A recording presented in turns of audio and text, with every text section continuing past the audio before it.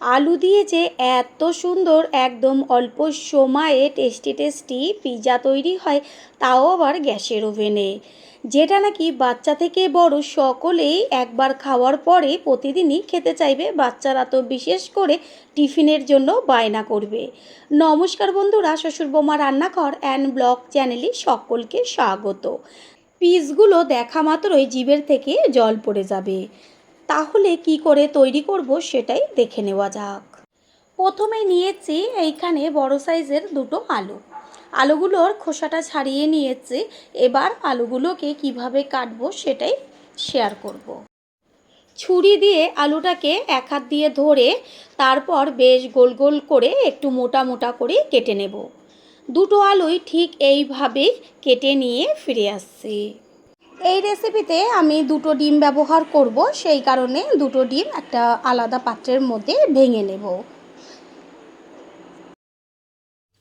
এইখানে আমি মাঝারি সাইজের দুটো পেঁয়াজ খোসা ছাড়িয়ে চৌকো চৌকো করে বেশ বড় বড় করে কেটে নিয়েছি, আর নিয়েছি ঝালের জন্য কাঁচা লঙ্কা।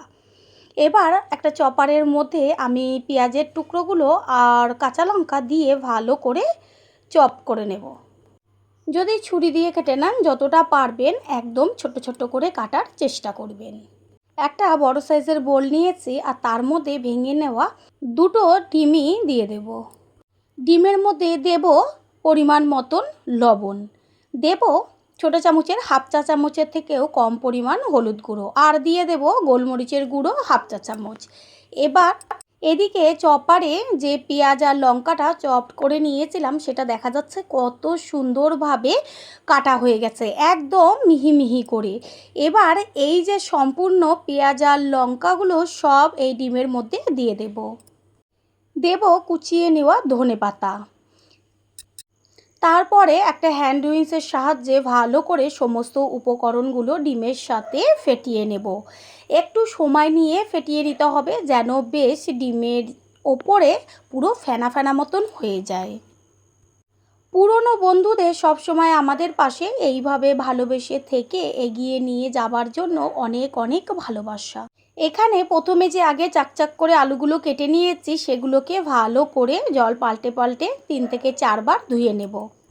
দেখতেই পাওয়া যাচ্ছে যে একদম ওপরে খুব সুন্দরভাবে ফেনা ফেনা হয়ে গেছে। গ্যাসের ওভেনে একটা ফ্রাই প্যান বসিয়েছি আর ভালো করে গরম করে নিয়ে এর মধ্যে দিয়ে দেব একদম অল্প পরিমাণ সাদা তেল। এখানে আমি 1 চা চামচ পরিমাণ সাদা তেল ব্যবহার করেছি। তেলটাকে পুরো ফ্রাই প্যানে ছড়িয়ে তারপরে ভালো করে গরম করে নেব। গ্যাসের ফ্লেম লোতে দিয়ে দেব। একটা একটা করে আলু নিয়ে এবার ফ্রাই প্যানের ওপরে সুন্দরভাবে সাজিয়ে দিতে হবে। যতটা পারবেন চেষ্টা করবেন যে ছোট ফ্রাই প্যান ব্যবহার করার, তাহলে কি হবে রেসিপিটা খুব সুন্দরভাবে হবে। ঠিক এইভাবে একটা একটা করে সাজিয়ে দেব। আলুর মধ্যে লবণ যাবে আর তাড়াতাড়ি সিদ্ধও হয়ে যাবে, ঠিক এই পর্যায়ে এর মধ্যে দিয়ে দিচ্ছে লবণ, আর দিয়ে দেব একদম অল্প পরিমাণ হলুদ গুঁড়ো। এবার হলুদ আর লবণটা ভালো করে মিশিয়ে নেব। হলুদটা আপনারা স্কিপও করতে পারেন, তবে কালারটা ভালো লাগবে। ভালোভাবে তো মিশিয়ে নেব।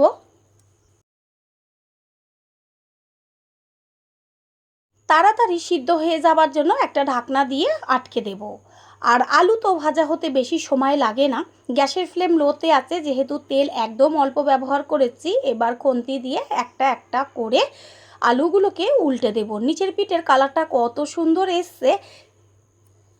ওপরের পিঠটা এবার হবে, আর একটুখানির জন্য আমি একটা ঢাকনা চাপা দিয়ে দেব। 3 থেকে 4 মিনিট পরে ঢাকনাটাকে সরিয়ে দিয়ে আমি দেখিয়ে দেব যে আলুর দুই পিঠই কত সুন্দরভাবে ভাজা হয়েছে, আর ভাজাতেই সমস্ত আলুই সিদ্ধ হয়ে গেছে। একটা খুন্তি দিয়ে চেক করে নিচ্ছি। রেসিপিটা তৈরি হতে একদম বেশি সময় লাগে না। এত অল্প সময়ে এত টেস্টি একটা রেসিপি তৈরি হয়ে যায়। আলুটা তো ভাজা হয়ে গেছে, এবার সম্পূর্ণ ডিমের ব্যাটারটা এই আলুর ওপরে আস্তে করে দিয়ে দেব। সব আলুগুলো দেখবেন ঢেকে যাবে, আর ঠিক এইভাবে একটু খুন্তি দিয়ে চারদিকে ছড়িয়ে দিতে হবে।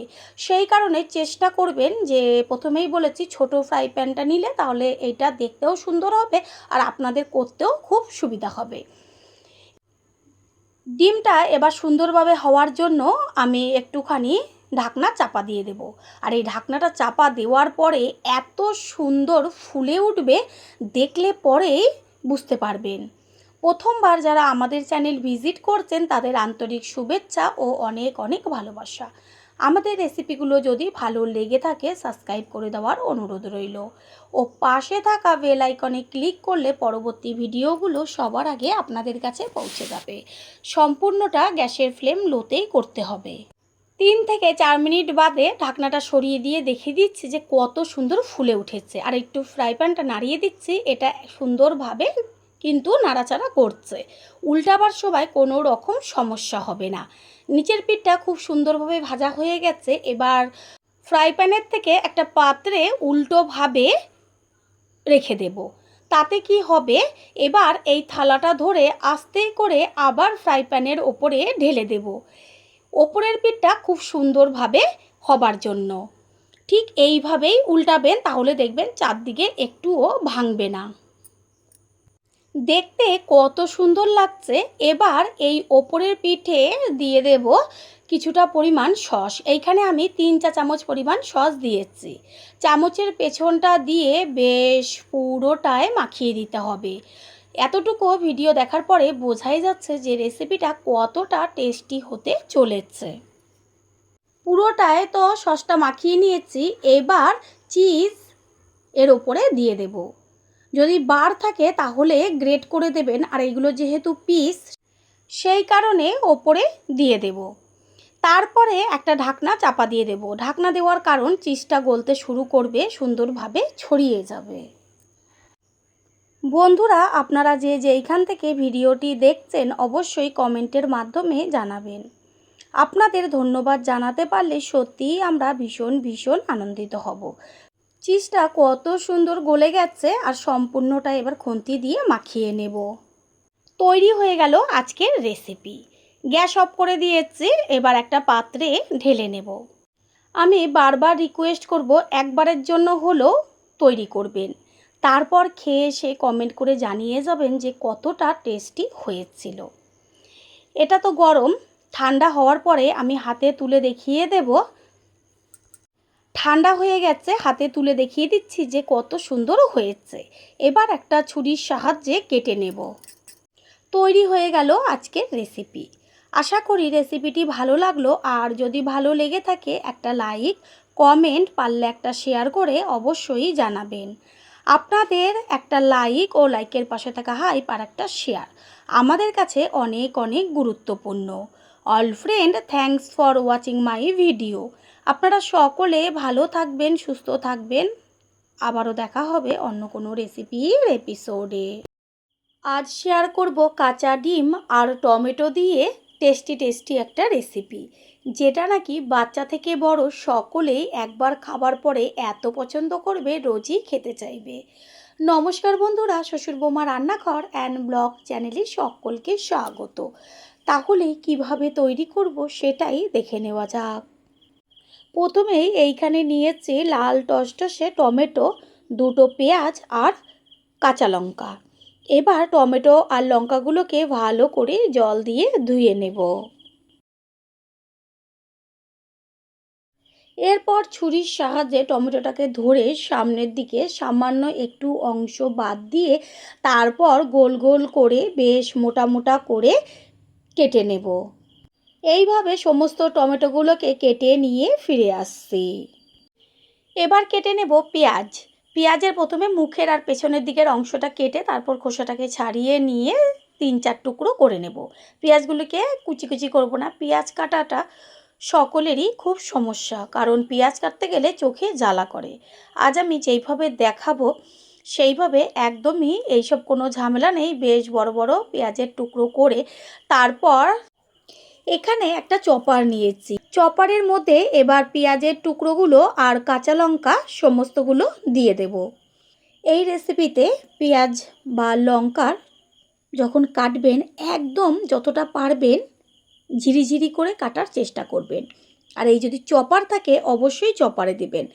দেখবেন 2 মিনিটে এত সুন্দরভাবে চপ হয়ে যাবে, যেটা নাকি আমি পরে দেখিয়ে দেব। কোনো রকম ঝামেলা নেই। এরপর দিয়ে দেব বেশ কিছুটা পরিমাণ গোটা ধনেপাতা। চপারের সাহায্যে মশলাটা করে নিলে কি হয়, দেখবেন এত তাড়াতাড়ি মশলাটা হয়ে যায়, 2 মিনিটের মধ্যেই সমস্ত মশলা একসাথে কাটা হয়ে যাবে। আর একটা হচ্ছে পেঁয়াজ কাটতে গেলে যে চোখ জ্বালাতে চোখের থেকে জল পড়ে যায়, সেটাও হবে না, সময়টাও বেঁচে যাবে। এই যে চপারের বাইরে দড়িটা থাকে, এটাকে ধরে টান দিলেই সমস্ত মশলা খুব সুন্দরভাবে কাটা হয়ে যাবে। ঢাকনাটা সরিয়ে দিয়ে আমি দেখিয়ে দিচ্ছি যে কত সুন্দর মিহি মিহি করে কাটা হয়ে গেছে। এই মশলাটাকে সাইডে রেখে দিয়ে এবার এইখানে টমেটোগুলোকে আবারও জল দিয়ে ধুয়ে নিয়ে একটা ফ্রাই প্যান বসিয়ে দিয়েছি। তারপর ভালো করে গরম করে নিয়ে এর মধ্যে দিয়ে দেব সাদা তেল। ফ্রাই প্যানটা যতটা পারবেন একটু ছোট নেওয়ার চেষ্টা করবেন। আমারটা একটু সামান্য বড় হয়ে গেছে সাইজে। পুরো ফ্রাই প্যানের গায়ে ভালো করে খুন্তি দিয়ে লাগিয়ে নেব তেল। তেল গরম হয়ে গেছে, এবার একটা একটা করে টমেটো ফ্রাই প্যানের ওপরে সুন্দরভাবে গোল করে সাজিয়ে দেব। একটু ছোট যদি সাইজের ফ্রাই প্যানটা হয় তাহলে কি হবে, এই যে টমেটোর পিসগুলো বা পরে যেই উপকরণটা আমি ব্যবহার করব সুন্দরভাবে সেট হয়ে যাবে। টমেটোর মধ্যে দিয়ে দেব লবণ। লবণটা দিলে কি হবে, খুব তাড়াতাড়ি টমেটোগুলো মজে যাবে। এটা ভাজা হতে থাক, অন্যদিকে আমি একটা বোলের মধ্যে 2টো ডিম ফাটিয়ে নেব। এইখানে 2টো ডিম বা তার কম বা তার বেশিও আপনারা ব্যবহার করতে পারেন। ডিমের মধ্যে দিয়ে দেব ছোট চামচের 1 চা চামচ পরিমাণ গোলমরিচের গুঁড়ো। টেস্টের জন্য দিয়ে দেব পরিমাণ মতন বিট লবণ। এখানে আমি সাদা লবণটা ব্যবহার করিনি, বিট লবণই ব্যবহার করেছি। দেব ছোট চামচের 1/2 চামচের থেকেও কম পরিমাণ হলুদ গুঁড়ো। আর দেব পেঁয়াজ, ধনেপাতা আর কাঁচা লঙ্কা যে কেটে নিয়েছিলাম একদম মিহি মিহি করে, সমস্তটাই এর মধ্যে দিয়ে দেব। পুরনো বন্ধুদের সবসময় আমাদের পাশে এইভাবে ভালোবেসে থেকে এগিয়ে নিয়ে যাবার জন্য অনেক অনেক ভালোবাসা। এরপর একটা হ্যান্ড উইঞ্চ দিয়ে ভালো করে ডিমের ব্যাটারটাকে মিশিয়ে নিতে হবে। আর একটু সময় নিয়ে মিশাতে হবে যেন বেশ ফ্লপি ভাবটা আসে, ওপরে এক ফেনা ফেনা হয়ে যায়। নিচের পিঠটা উল্টে দেব ওপরের পিঠটা হবার জন্য। টমেটোগুলো সুন্দরভাবে মজে গেছে, আর একটু ভাজা ভাজা হলেই হয়ে যাবে। সম্পূর্ণ ডিমের ব্যাটাটা টমেটোর ওপরে বেশ চারদিকে ঘুরিয়ে ঘুরিয়ে দিয়ে দেব। প্রথমেই বলেছিলাম যে ফ্রাই প্যানটা একটু ছোট নেবার চেষ্টা করবেন, তাহলে এই যে ডিমের ব্যাটাটা দেওয়া হলো সুন্দরভাবে অল্প জায়গায় পুরো টমেটোটা ঢেকে যেত, আর একদম পিৎজার মতন তৈরি হয়ে যাবে। আর এটা যেহেতু ছড়ানো, সেই কারণে চারদিকে ছড়িয়ে গেছে ডিমের ব্যাটারটা, একটা ঢাকনা চাপা দিয়ে দেব সুন্দরভাবে হবার জন্য। প্রথমবার যারা আমাদের চ্যানেল ভিজিট করছেন তাদের আন্তরিক শুভেচ্ছা ও অনেক অনেক ভালোবাসা। আমাদের রেসিপিগুলো যদি ভালো লেগে থাকে সাবস্ক্রাইব করে দেওয়ার অনুরোধ রইল, ও পাশে থাকা বেল আইকনে ক্লিক করলে পরবর্তী ভিডিওগুলো সবার আগে আপনাদের কাছে পৌঁছে যাবে। ঢাকনার ওপর থেকেই দেখা যাচ্ছে কত সুন্দরভাবে ডিমের ব্যাটারটা ফুলে উঠেছে। এবার ওই যে ঢাকনাটা উঠাবো, তাতে কি হবে, ওই যে চারদিকটা যে ছড়িয়ে গেছে সেটা দেখবেন সুন্দরভাবে গোল হয়ে যাবে। এই যে ঢাকনার মধ্যে আটকে যাবে চারদিকের এক্সট্রাটা। এরপর ওপরে দিয়ে দেব চিজ। আমি এইখানে যে পিস করা যে চিজগুলো থাকে সেইটা একটা আস্তে করে ওপরে দিয়ে এবার ঢাকনাটা চাপা দিয়ে দেব। গ্যাসের ফ্লেম তো এটা সম্পূর্ণটাই একদম লোতে হবে, না হলে পুড়ে যাবে। ঢাকনাটা দিয়ে দিলে কি হবে, চিজটা গলতে শুরু করবে আর বেশ একদম সুন্দরভাবে পিজার মতন আটকে যাবে। বন্ধুরা, আপনারা যে যেইখান থেকে ভিডিওটি দেখছেন অবশ্যই কমেন্টের মাধ্যমে জানাবেন। আপনাদের ধন্যবাদ জানাতে পারলে সত্যিই আমরা ভীষণ ভীষণ আনন্দিত হব। আপনাদের করা কমেন্টসগুলো পেয়ে আমরা এতটাই উৎসাহিত হই পরের ভিডিওগুলো তৈরি করার জন্য। এই যে চিজটা গলে গেছে, আর এবার খুন্তি দিয়ে বেশ সমস্ত টিফিনটার গায়ে লাগিয়ে দেব। এটা খেতে এত টেস্টি লাগে যেটা নাকি খাওয়ার পরেই বুঝতে পারবেন। সেই কারণে বারবার বলছি, একবারের জন্য হলেও এই রেসিপিটি ট্রাই করুন। রেসিপি একদম তৈরি হয়ে গেছে, এবার গ্যাস অফ করে দিয়ে একটা পাত্রে তুলে নেব। আশা করি রেসিপিটি ভালো লাগলো, আর যদি ভালো লেগে থাকে একটা লাইক, কমেন্টস, পারলে একটা শেয়ার করে অবশ্যই জানাবেন। আপনাদের করা একটা লাইক ও লাইকের পাশে থাকা হাইপ আর একটা শেয়ার আমাদের কাছে অনেক অনেক গুরুত্বপূর্ণ। All friend, thanks for watching my video. আপনারা সকলে ভালো থাকবেন, সুস্থ থাকবেন। আবারও দেখা হবে অন্য কোনো রেসিপির এপিসোডে।